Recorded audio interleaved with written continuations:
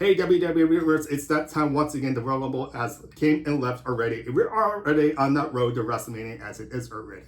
So before I start doing this, the results from last night, I'm actually going to put this in the order they actually did it. We had the ladies, then the U.S. belt on the line with Logan Paul. And we also had Roman Reigns Fatal 4-Way. Then we had the men's Royal Rumble this as well too. So let's go ahead and talk about the ladies Royal Rumble. What can I say?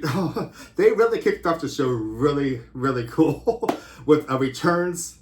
And the first time we got to see Jade in that wrestling ring this as well too. I thought she did a really good job. She just came so close to winning that match. And if you guys can recall from my last video with my predictions, I was kind of hoping she would win. But hold on there for a second, because I do want to talk about returns this as well too. Because one of the first two ladies that came out was the return of Naomi, which I thought was really cool. I thought it was really glad to see her once again. Y'all guys remember what happened last summer with her and Sasha Banks being let go. It could be the other way around as well too.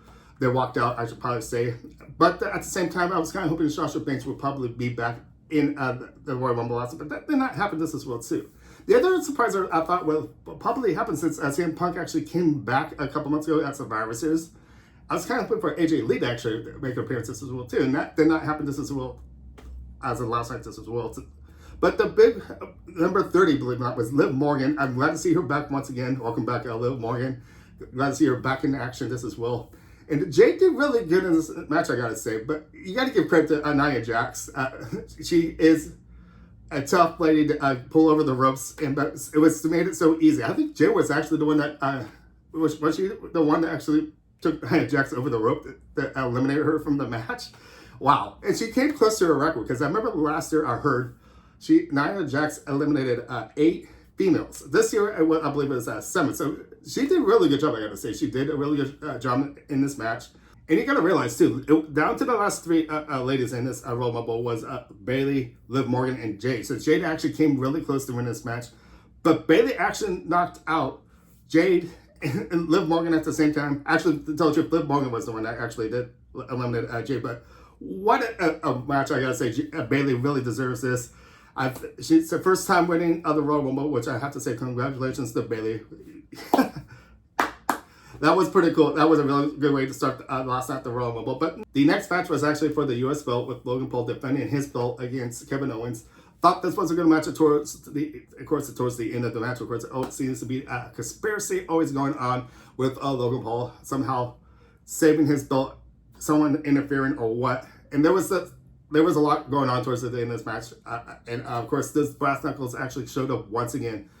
And this time, it didn't help. It did help Logan Paul to keep this belt. So Kevin Owens got disqualified because the referee actually saw it before he put his hand for the 3 count and actually saw it. So that's a bummer. Hopefully, Kevin Owens gets a rematch against Logan Paul in a fair match without no brass knuckles, no nothing. It would be nice to actually have a nice, clean match.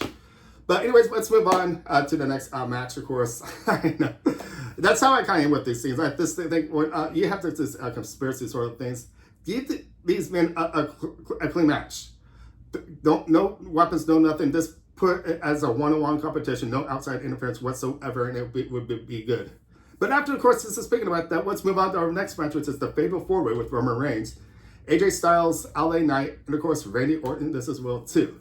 This was, I gotta say, it was a really exciting match. It went really both ways all the time. And towards the end of this match too, it seems like it was either gonna be LA Knight, Randy Orton, and even AJ Styles, I should have about to say LA Knight, AJ Styles had the possibility of actually pinning each and every opponent for the 1, 2, 3 count. Even though I'm Roman Reigns as well too, it would have been more exciting if he would have been down for the 1, 2, 3 count, since he has not been counted down for the last, since 2019 to actually get that. Then he actually Solo actually was the one that actually came out in this time around with the Bloodline actually saving Roman Reigns once again. What is up with this? They wish they would have stopped with this Bloodline stuff and with the outside interference, especially. Roman Reigns cannot defend his belt on his own. It seems like he always needs help. Why can't we actually see a match on one-on-one or this Fatal 4-Way actually sticking to these four men? Why do we always need...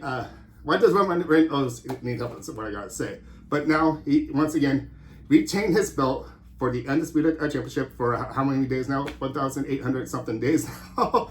I'm ready for a new chip. I don't know about you guys, but what's going to happen towards WrestleMania? But speaking of that, let's move on to the Men's Royal Rumble. This everything about it, this Men's Royal Rumble was really exciting. You got to remember too. R-Truth thought he was gonna had his Royal Rumble match come in with the ladies, and they came out and kind of interfered with that way. But they made his appearance finally into the Men's Royal Rumble, which was pretty exciting with the whole JJ situation and everything, how JJ got eliminated from the Judgment Day. So I gotta give credit to Dominic Mysterio this as well too, because he actually lasted a lot longer than I thought. For a minute there, I thought Dominic Mysterio was actually going to be the one standing tall and actually win or Men's Royal Rumble, but that was not the case. It came down to CM Punk and Cody Rhodes as well. Oh, I can't wait to actually see this one-on-one match if that ever does happen one of these days with these two men actually facing each other. We got the opportunity to actually see it at this Men's Royal Rumble.